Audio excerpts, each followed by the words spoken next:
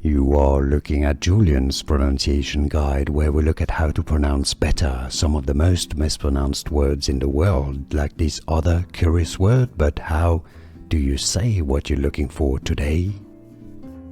We are looking at how to pronounce this number, and we'll be looking at how to say more confusing words, how to say words including numbers and ranking words. So make sure to stay tuned to the channel to learn more. Listen carefully here.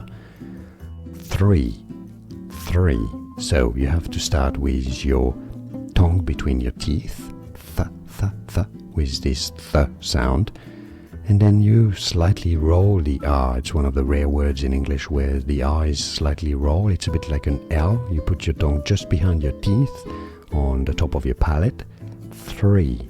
So you have to swipe your tongue between your teeth and the top of your palate. 3 is how it's generally said. 3.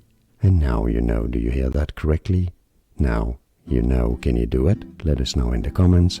More videos for you here to learn more correct pronunciations. Thanks for watching. Here are more videos on how to pronounce more confusing words and names too many mispronounced. Like this video if you found it useful. I appreciate your support. I'll see you soon, and thanks for watching.